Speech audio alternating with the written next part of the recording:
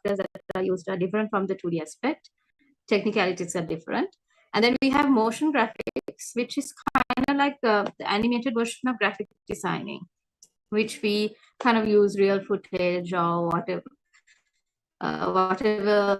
available material to make a great visual. So if you for example take a theme on channels, like an animating a theme, let's say for Christmas, or in fact the very theme that you guys introduced at the beginning for your opening so basically moving elements, that is motion graphics.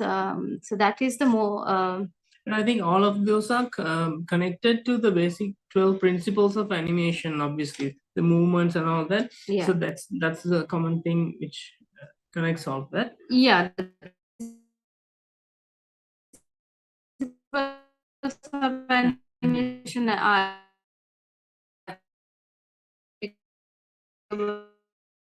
for all of these things. And then we have on Google, it's something slightly different to what Randy does.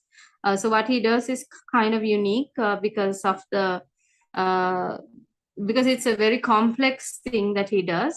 Even the software, even Adobe themselves are surprised that he does that with their software, and the engineers are actually going through his projects.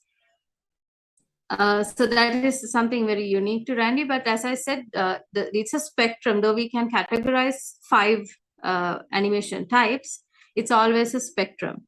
And you can work yourself in between. And if you see this most recent Love, Death and Robots season, this very, very popular Hibaro episode, that is also the Witness episode from last season, and Spider-Verse. All those 3 were directed by Alberto, who is an artist. Mainly, he's a classical artist. And that his direction is a kind of blend between the classical art form and 2D animation, but it also has 3D. So it's a mix of the 3 kinds. So so that's what art is. You just kind of blend everything and you cook up a new recipe to evolve in style. And then it becomes a signature style. So Alberto's style is signature. Randy's style is signature. You can recognize it apart from others, which is the uniqueness and the beauty of animation and art. When you mix things and when you try things and when you come up with a new recipe. And therefore, the global scope demands it, actually, because now since we have the software, since we have the equipment and technology, and we have enough artists out there, the global audience demands uniqueness. They demand something new. They want looking for something new. Yeah, exactly. Yeah. They would be looking for something new, and therefore we are compelled. So it's like though the industry is giving us better tools, the industry is also more demanding. So even though the animation industry a few years ago would have been easier for someone to become professional at or get recognized, as opposed to now, because now you need to do something really remarkable in order to get noticed. So I think it's also not about owning all the technology and knowing the latest stuff. It's about finding your niche within the many aspects of animation. Also, I think storytelling. And the storytelling, which is a huge part. But then you don't have to be the storyteller if you are the artist. You can be both, but you don't have to. And if you feel like someone else is a good writer, storyteller, I mean in a directing perspective, like which angles to take, how to build the suspicion, the curiosity, all of that. That's so that is directing. That's slightly different from the animating aspect. Randy does all 3, so that naturally is part of his thinking process.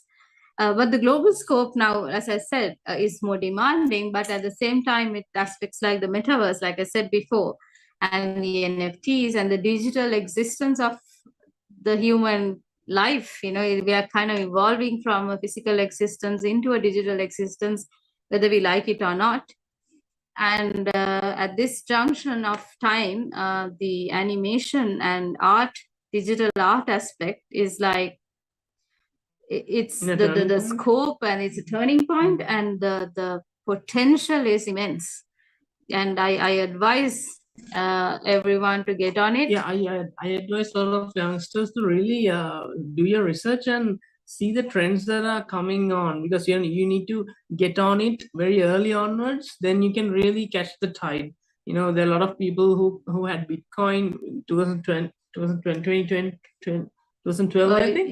Yeah, now they're like really you know, on the.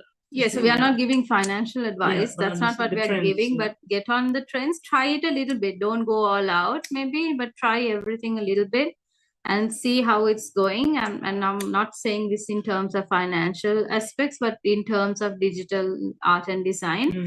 Like if you see something new, like Hibaro, for example, explore it. You know, there's many conversations online about the production of it, the team behind it, the thought process behind it. Now it's available. You can listen to the interviews and how the podcasts. Yeah, there's a lot to learn from those interviews. And it's open source and it's free. You can just go and find out, you know. So it's amazing, the internet and the resources it provides. And it's amazing how much you can learn by dabbling a little bit on the internet and looking for information. So that's something we haven't stopped doing. We do that all the time to get on ahead of the curve. Like Randy said, just get in ahead of the curve so that you can actually understand how the curve works and then make it work for you. The global scope for animation, again, is crazy. It's just a huge universe of opportunities opening up.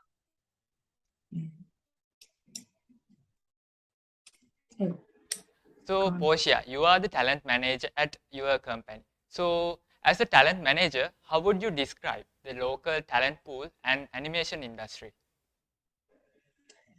Yeah, so like I said, the local talent pool is growing. It's growing, and it's inspiring to see that growth and the new different styles that these young guys are coming up with. And the effort and commitment some of them have for their art, it's very very nice to see, because that's what you need. Because most people would take their education or their natural skill and ability for granted and not work on it. So it's important that you work on it and commit yourself to your craft.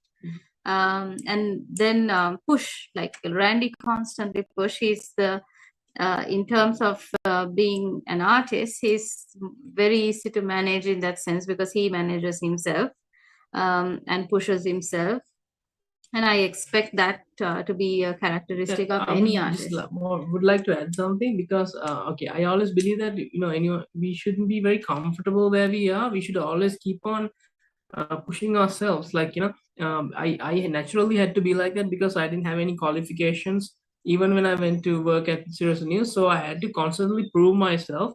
So right, I had to overperform most of the time. So that kind of stuck with me. And so I think we'll just add something. Just don't be comfortable with yourself. Just keep on pushing. Yeah, so that is what I would say.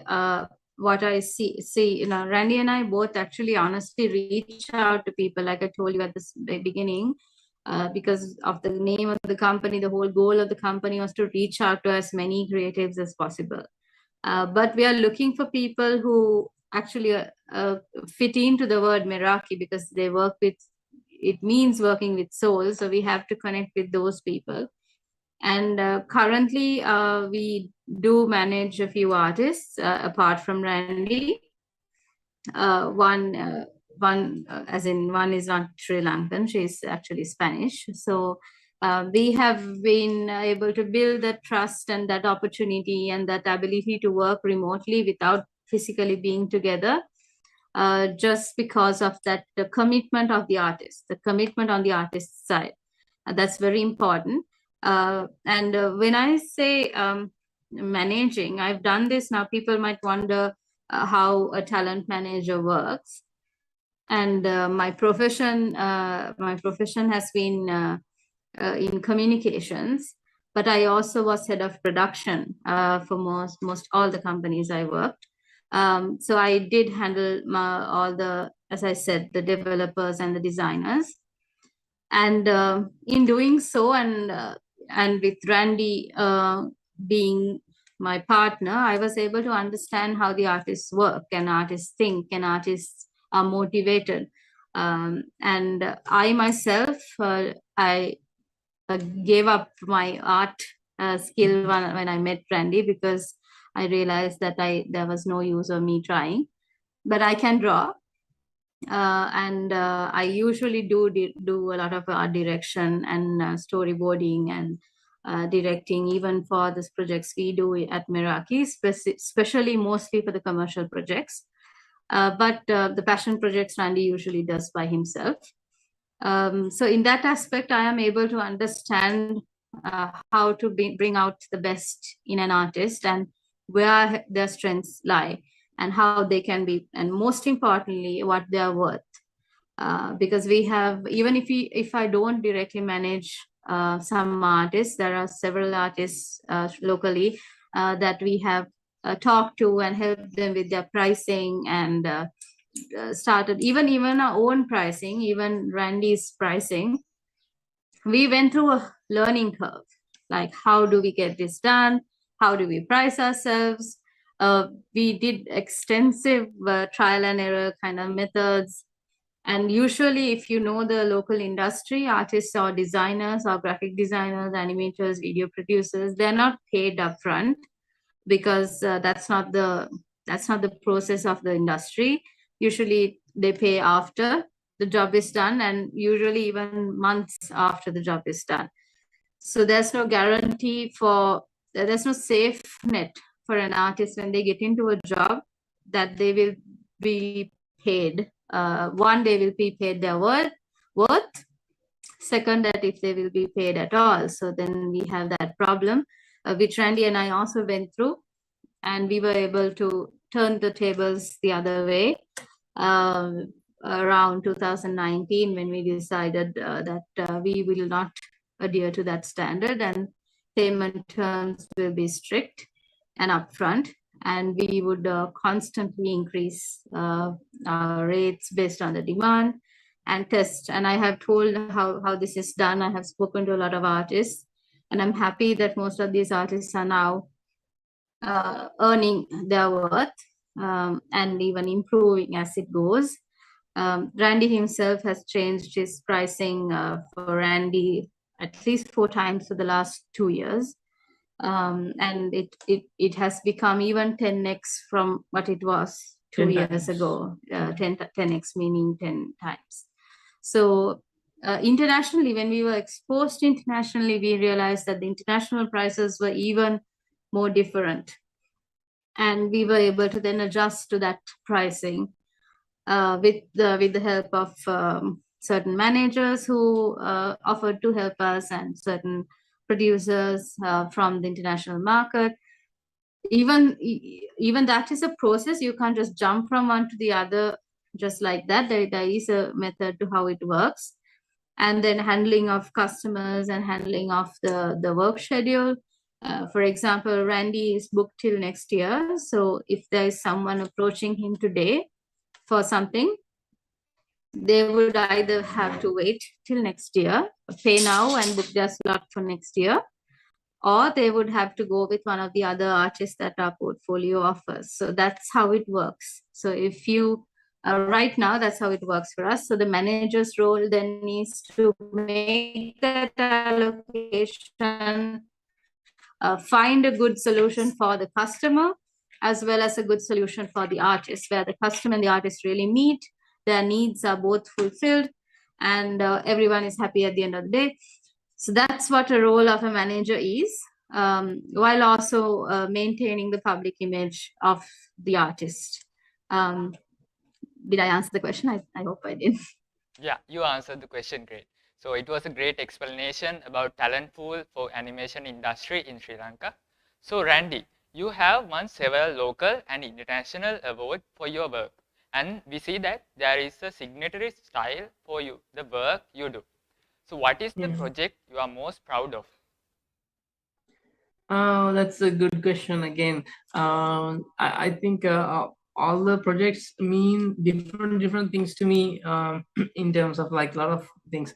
For example, the music video we did for Dax and Tech 9, that music video, everything came together perfectly. The storyboarding, the shots, and the what do you call, lot of things came together, and it was a perfect video. And like I said, Eminem's lyric video "Believe," it meant so much to me at that time because I went on a solo journey, took the risk. There were 2 daughters also, so so it meant to me so much to me back then personally. And but overall, looking back at things, I think Godzilla, that fan made video was the turning point, and that really opened up. I just broke through all the obstacles that were placed for a person who is in Sri Lanka. I mean, the algorithm doesn't support us. We are blocked from approaching, getting into the Western fields. Yeah. But I hacked that, and the perfect timing, and that was the breakthrough project for me. And also, I think Tone Deaf of Eminem's official music video would be the one of the biggest biggest because that's the official music video I did for Eminem and Interscope and all of that. Yeah, we've done several others For Interscope and for several popular artists. Those upcoming artists. Also, we did one for Chris Brown.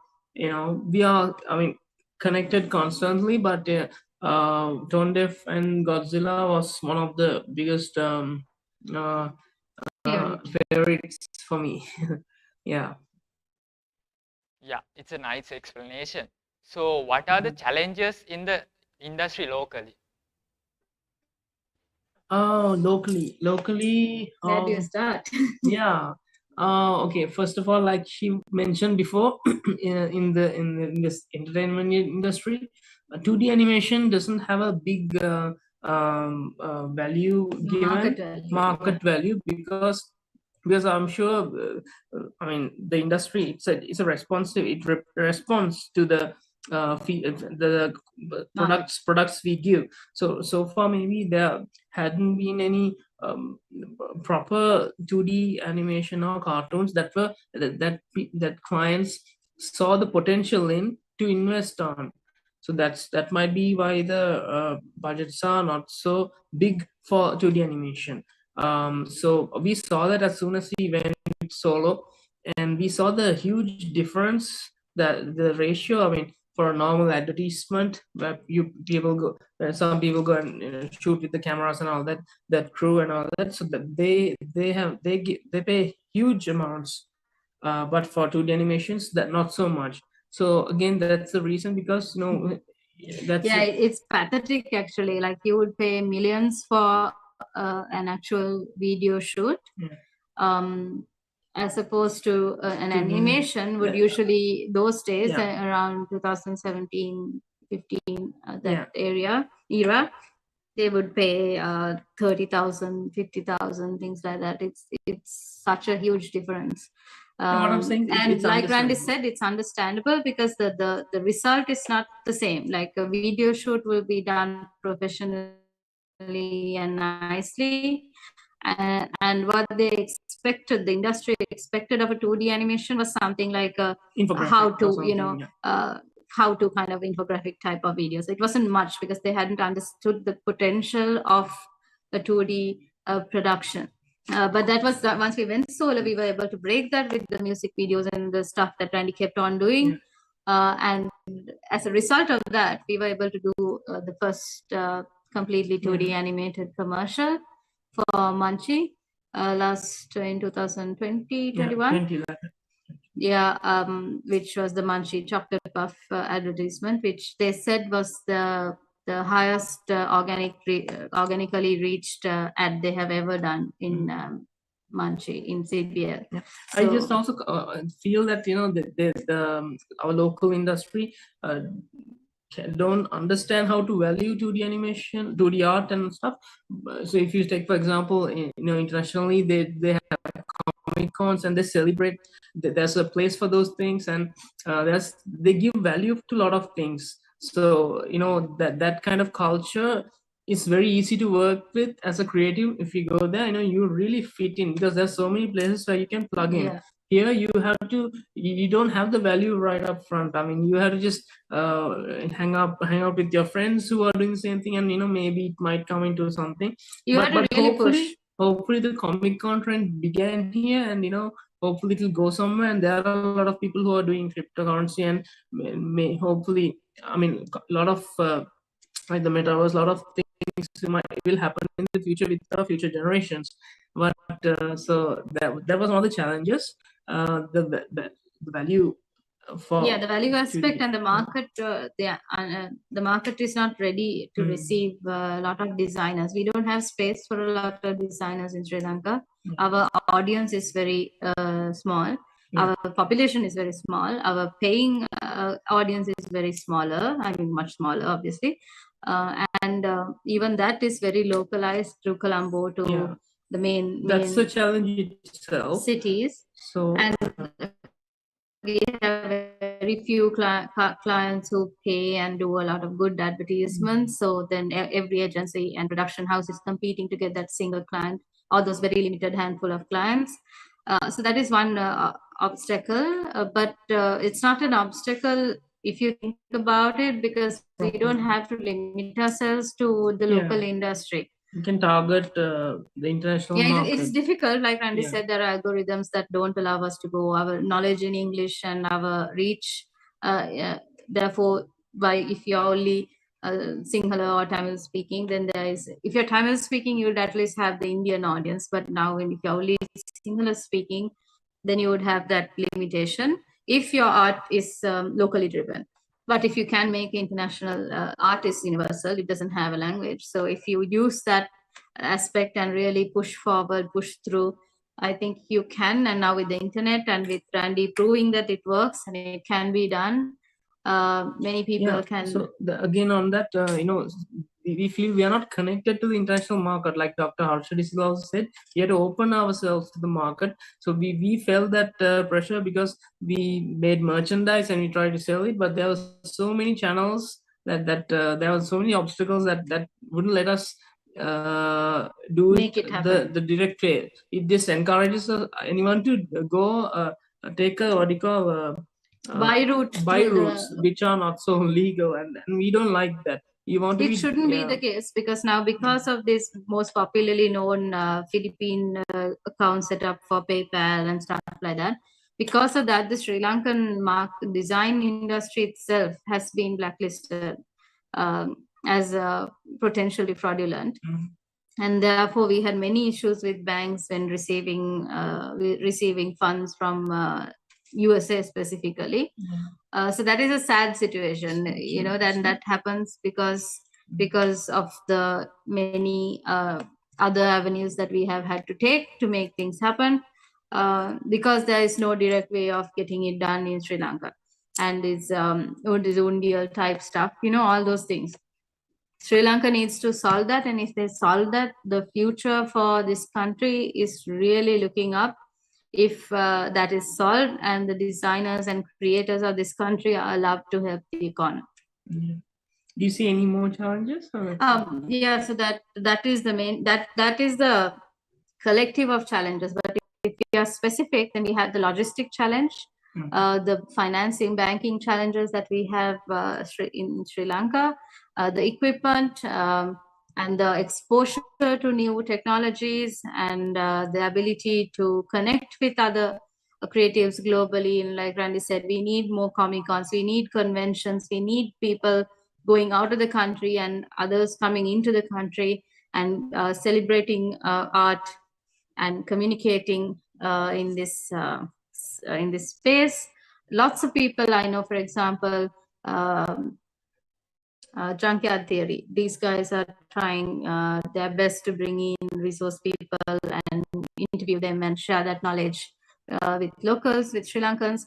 those are little efforts that our guys are making, and that makes a lot of sense. It adds a lot of value, but we need this to be taken. These things need to be taken up by the government, and it needs to be larger, properly represented and designed to attract global audiences. If that's done, we have a really good opportunity locally. Yeah, it's a great explanation for our newcomers who are willing to join into creative industry. So I want to ask this question from both of you. What are your advices for those looking to make a career in animation? Yeah. I would say to have a proper education on that. The most correct way to go about is to really study through a school, a place where they teach you all the proper basics and do proper practicals, and proper lecturers being there. So there are these schools, so other than that, you had a lot of patience to do animation, and a lot of time on the desk, prepare for that. But I mean, patience is one of the key things, right? Commitment basically to your craft. Like I said before, it's about the commitment, and if you can go to a school, that's always awesome. If you can go to a school abroad, do that. It's much better. But if you can't, and if that is not on your cards, then if that's not an option, you still have the internet. You still have the ability to learn with the free software and stuff like that. And most importantly, use yourself, like use the skill. That's where it actually it's like swimming. You can't just know how to swim without actually getting in the water. So while you're learning and while you're gathering the knowledge through a school or through the internet or through an online course, there are online courses also really good ones. You can work somewhere. That's the best advice that we can give. Work somewhere where your skill is used. Don't think about the title, don't think about the salary. Just make sure that you have ample opportunity to show off what you can do. That's why Randy and I always say go and join a startup, right? Because that is somewhere where you can, it's like a petri dish where if you are a bacteria, you have all the nourishment available in that petri dish. The environment is set and you can just grow and grow and grow because unlike a profession like a bigger corporate company where there is a hierarchy and where the roles are defined, and a bigger company is kind of it's kind of what do you call it, just frozen into that. I mean, a startup is like very fluid, and you can see the roles that are happening, the roles that each of us have to play, and then you can see through when it grows up, the startup grows up to actual good business. You can see the roles forming and fixing itself. So then you know how what it requires. So we saw that working at a startup. So that so we worked. I've personally worked only in startups, and that has really helped me build my career. And I was lucky enough to work at anything.lk first because we had a fantastic CEO who encouraged a lot of talking and sharing and initiating and not just following orders. That's the environment you want to be in. Choose your boss, choose your company.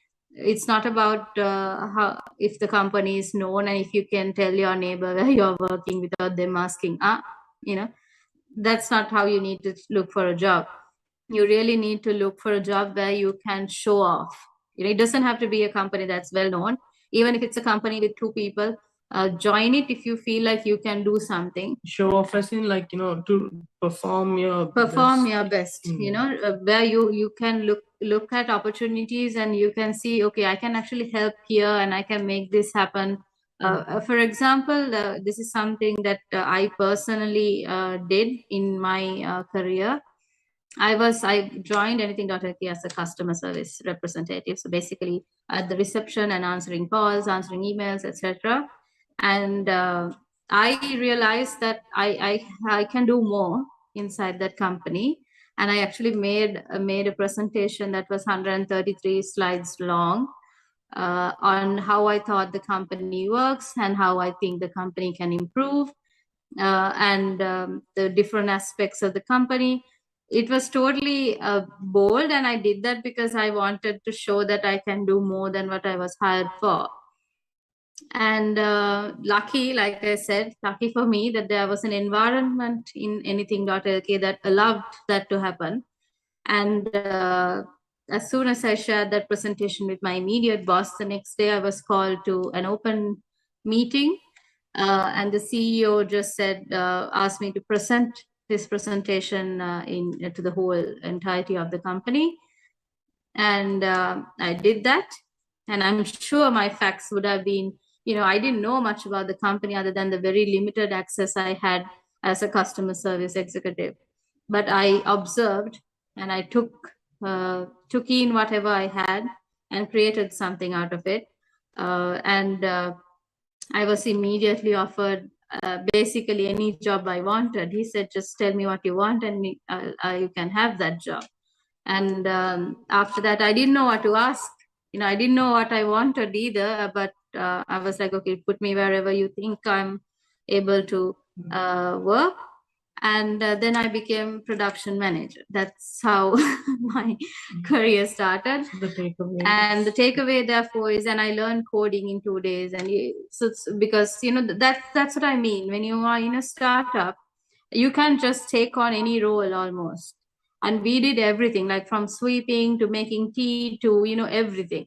So then you get that whole aspect of how to run a business, how to manage other people, how to get over your personal hurts and, emotions. And I'm still struggling, but, that's a process.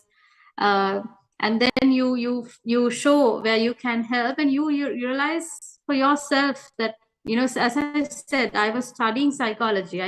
I am a psychologist academically, but I was doing this job to be able to fund my own education because I liked psychology.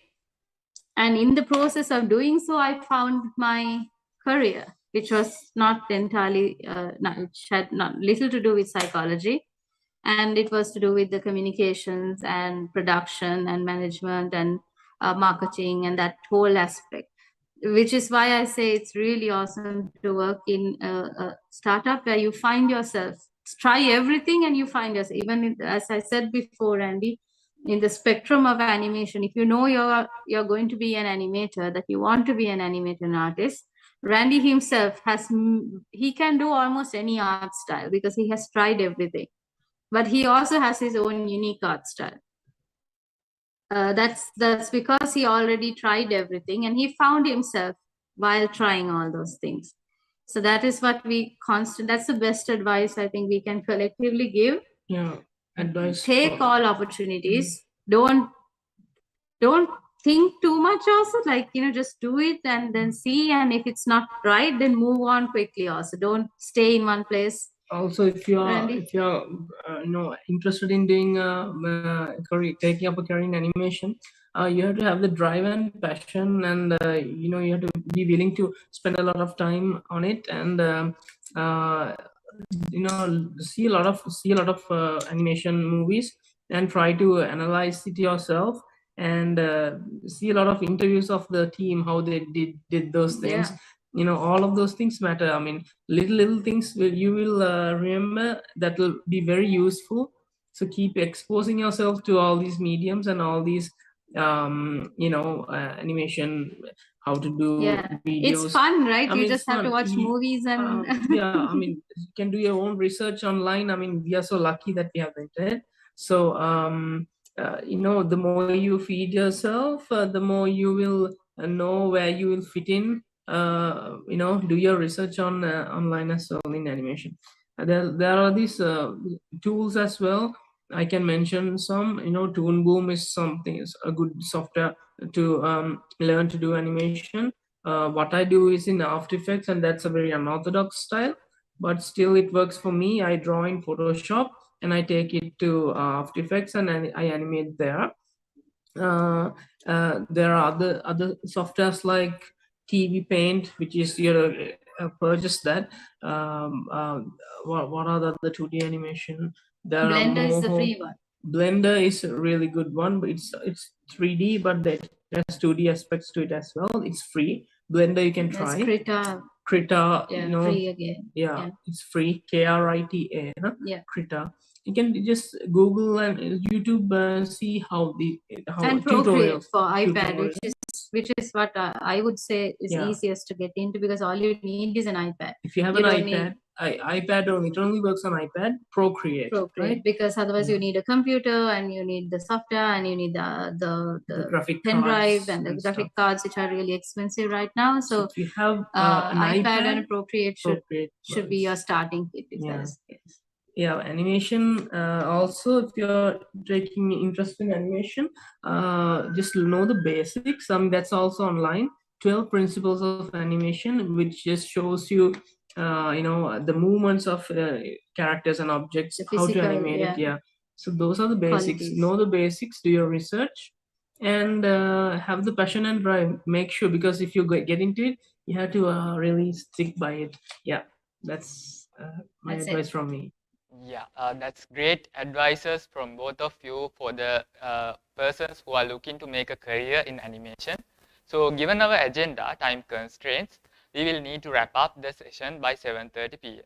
As such, we will now move ourselves ahead to the Q&A session for the audience given. We already have few questions sent in. So our first question is to Randy through YouTube. It is, how do you use null object friendly? Null object friendly. So I will repeat the question. Do I need to repeat the question? Yeah. So the question is for Randy. So it is, how do you use null object friendly? Okay. I use null objects in After Effects. I use it mainly to control other layers that might need to be controlled together. For example, if it's a character, the limbs, the hands, the body, the face, legs, all of that, if I want to move it together, I would select all those layers and attach it to a null object, so that when I move the null object, the whole thing moves.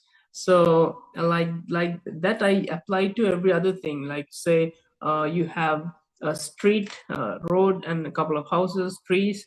So if I need to move the whole scene, I need to put all those the trees, all those layers into the null object, parent into the null object, so that I can move it. So that's how I use the null objects mostly. Yeah, I hope that answers the question. Yeah, you answered the question. So our next question is, how was it like working with Eminem on Tone Deaf?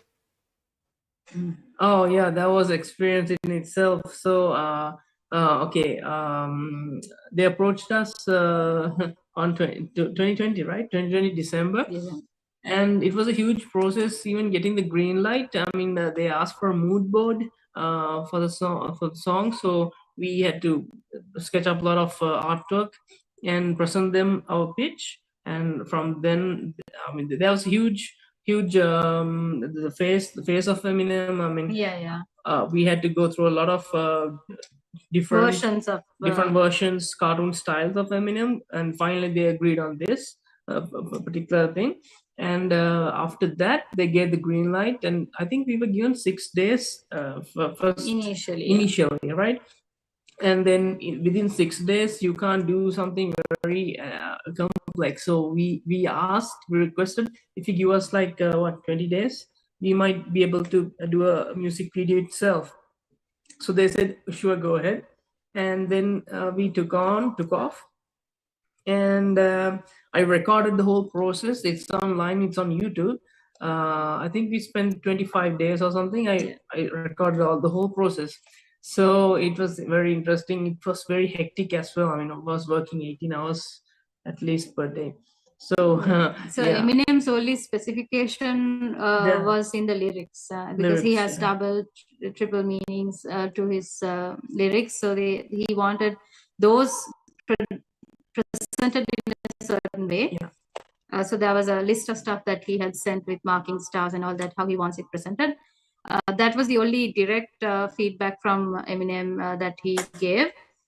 But otherwise, we had the creative freedom after, of course, approving his face and the cartoon likeness of him with the eyes, black, the white eyes and the actual eyes. And there were versions, like Randy said. So that was the only part where we had to communicate. And after that, 25 days later, when we gave the video, they were blown away and they were extremely happy with it. Yeah, and it's real to have afterwards- actually worked with Eminem personally. Yeah, I mean, in the scope, they even asked, with can you add our CEO into this backgrounds as well? And then they paid extra to include the branding for the Eminem's headphones, Beats headphones, so that they paid extra for that. And they were really impressed by that. They were so happy with the video that the Beats placement was made, as well as they wanted their CEO placed in there, but which we didn't do. Because they said, okay, no need, we need to launch it quickly, so let's go ahead. And also we requested to put our name at the end of the video, because we hadn't seen in either of the videos, history of Eminem's videos, the production house logo coming in at the back. We requested that, and the person who was contacting us was like very super supportive and gave that, and even mentioned directed by Randy Chriz under the YouTube so caption. that's what is the opportunity. We are really pushing it. We really push, but we know how to do it in a certain way, I guess. I mean, I'm not trying to say we know it, but it has worked. So Randy has always been very persevering and very aggressive with where he wants to get. So he has constantly pushed, and he pushes me to push others, and it's I mean, I get all these ideas and I tell her to quickly okay, ask this, and somehow I think for every music video we did, we made those posters as well, so that we add more value, and that just it just sticks in their mind, and then they remember it next time. So I think it's also a very good tool to add more value to overperform if you really want to win the client. So that's an awesome project we did. I mean, to be honest, a lot of the hip hop legends have recognized Randy's work, and some of them have called him, some of them have texted him. They're all in touch with us, and they are looking for opportunities to work together. We actually missed one huge opportunity recently in May because we went Sri Lanka, and because of the crisis, we couldn't go there. So things like that, it's ongoing, and we have to constantly be relevant and add value. Yeah, that's a descriptive explanation for the question. So we have another question came up. So it is, can you tell us the apps you use to make animations? So basically Adobe Photoshop and Adobe After Effects. That's what I use. And of course the pen tablet, which I use to draw on. Those are the stuff I use. So we hope the question answered well. So the next question is, what are the new projects you two are working on these days? Okay, these couple of months, that all is 2 months, it's all about the struggle and the people's movement, and I can't focus on anything else but this. The moment I try to focus on a project, some news comes up and I have to get myself involved, and that's but the nice thing is, now when Randy gets into a project, he has to spend at least a month, 20 days at it, at a stretch. He can't afford to get in and out of it, which is because that complexity of his projects are such that it's hard. But the nicest thing is the projects that, as I told you, he has been booked till January next year. So the booking means the person has already paid for that slot. And having done so, our clients are absolutely generous and understanding. They have been willing to forego this past 3 months. And on our hand, we have been able to communicate it to them and get their permission to do that. And coming up next is actually a very local project, a project of a legend. And we are really excited for that to come out, because we don't get to do a lot of local projects because of the budgets. But this one was, it was an honor to be part of it, and we are so excited for that to come out. And it's a local project, and we can tell you what it is, but it's better to wait and see what it is. So it's a fun one. it's an absolute treasured tribute for a legend. And after that, we have several other videos which are local, not local. So that will come up in the rest of this year, the rest of the year. Yeah, we are eagerly looking forward for your new projects. So that comes to end of our questions. So thank you so much everyone for your questions. So this brings us to the end of our session about the animation industry. Hope everyone of our audience got a clear understanding of what animation is. And we think there will be many future animators from Sri Lanka. I want to say thank you, Randy and Portia, for joining us today with our busy schedule. So we wish you very good luck with your future endeavors, and we hope to see amazing work from you in the future as well. So signing off as your host, I'm Nuwanjit Gajanayaka from AIESEC in University of Sri Jayawardenepura. So we will be having the next session of Creative Circuit 3.0 at 8 p.m. Join us again to meet Root Code Studio crew about UI UX designing.